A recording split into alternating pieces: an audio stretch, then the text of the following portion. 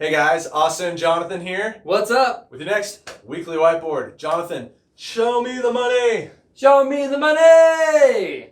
So today we want to talk about income. It's a huge part about getting a mortgage, and a lot of it doesn't always qualify. So a lot of people are really good about getting pre-qualified, and that way we can determine the income that qualifies for a mortgage. But a lot of people are very successful, have multiple businesses, lots of cash, lots of income. You think, oh, I don't need to get pre-qualified. But a lot of times, those are the people who need to get pre-qualified the most, because we need to see what income that you have can be used and qualify you for a mortgage. So we want to talk today, Austin, about how do we do that? What's that look like? That's a great point. So most of the time what we're looking for is we're looking for a 2-year history. Maybe you had a great quarter, a great year last year, but we need to be able to show that that wasn't just an anomaly, that the money that you are reporting to us that you make is consistent and that there's a trend there. And so typically we're going to look back for a 2-year history on those types of income. Gotcha. So that's a big thing, 2-year history. So one of the first ones we want to talk about is hourly. A lot of people are hourly. A lot of people make great money being hourly. How does that work with qualifying? Yeah, so maybe you work hourly and you do a lot of overtime, or there's seasonal, booms within your hourly occupation. That's why we've got to go back and look at 2 years. So we're not just going to take your hourly rate and assume that you work 40 hours a week. We've got to look back and show that it's actually consistent or is in a consistent trend. Commission. A lot of it's commission in real estate, even in medicine. A lot of medical sales people. There's a lot of commission people. Yep. Yeah, sales is big. Definitely need a 2-year history here as well. And this is whether you're W-2 or 1099. Depending on how you make your income, that's going to determine what type of other documentation we're going to need. But absolutely, we're going to need a 2-year history of your commission. And something to keep in mind is even if you've switched jobs, staying in the same industry, we can oftentimes work around some of those hurdles if you've switched from one company to the next within the industry. But something to be cognizant of, this comes up, unfortunately, more than I wish it did. If you're switching from an employer that pays W-2 commissions to one that pays 1099, Kind of reset. that could be a full reset. Gotcha. It will be a full reset. Sometimes if you go the other direction, might not be. That depends on the loan program and the investor. But something to be aware of is maybe you've been making commission for 15 years in the same line of work, but if you switch how that commission's paid to you, that could trigger a new 2-year wait. Gotcha. So if you're commissioned, you're thinking about making a move, maybe switching from W-2 to 1099. Talk to us first. Really give us a call. If a house is somewhere in your near future, make sure you make the right step. Yep, absolutely. So the next one we have here is bonus. Lots of us have big annual bonuses, big quarterly bonuses. Can we use that for a mortgage?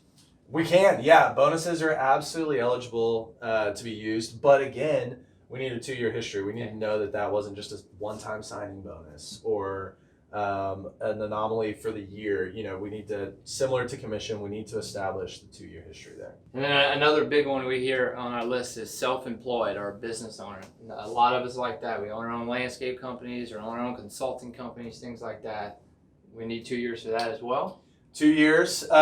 If you've got more than 5 in your self-employed, some loan programs only require 1 year of tax returns. Good to know. So the longer you've been in self-employed, the better that's going to be from a documentation standpoint, and also how we qualify that income. But you should still be prepared to have to address at least the last 2 years of your self-employed history in your businesses. And if you own more than 25% of the business, you're considered self-employed. So maybe you only own a third of the company, you are considered a self-employed borrower. And if this is the case, then you need to be prepared to give the business tax returns in addition to your personal returns. So self-employed, we're going to be, whether that's K-1 income, 1099 income, we're going to have to look at not just the last 2 years, but we could potentially be looking at your business returns as well. So that's something to also be cognizant of. Very important for sure. Yeah, so we got to look at that whole picture and see what can be qualified. And so the last one we have on our list is salary. You think that one's pretty straightforward, isn't it? It is, as far as how we calculate it. So maybe your salaried plus bonus or salary plus commission. The salary part's easy. We're going to use what your salary is. So I'm going to put a question mark here. But down here, I'm putting a question mark because we still need to show a employment history, even though we're not necessarily using the history to establish what that qualified income is. We're going to use what your salary is to be that qualified income. So unless there's some weird anomaly, it's recently gone down or something, or recently gone up significantly, we're basically just going to take that salary as is in most cases. So yeah, salary is a little different. Definitely the easiest from a qualified income standpoint. Eligible income, we're looking for that 2-year history. So if you've been in school and you just graduated, maybe you were in med school and just got out, we just need 2-year school transcripts to show that you were enrolled in school. So there's ways around it if you haven't been actually employed for the last 2 years. You just need to document what you were doing before you started your job. Correct. That's perfect. Yep. So with all of these, we have that 2-year history rule. Yep. 2-year history, and then we're also looking for the likelihood to continue. So if you're on a contract or you're in a job that you know is about to end, and that employer tells us, or you tell us, hey, this is about to run out, then we're not going to be able to use that. We've got to be able to know that this income is likely to continue, and typically what they're looking for is at least 3 years. Gotcha. So that's how we qualify income. And so in a nutshell, this is why you need to get pre-qualified. This is why you need to send people to Austin and I, or borrowers. This is why you don't need to get with Austin and I before you start looking for a home. You might have lots of income streams, lots of cash, and all these things, but we need to see what can we qualify so you can see how much you can borrow and ultimately how much you can buy.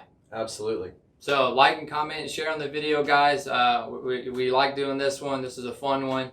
Looking forward to helping you out. So get pre-qualified. Adios. Show me the money. I almost said stay fresh again. I don't know why. All right, we're rolling.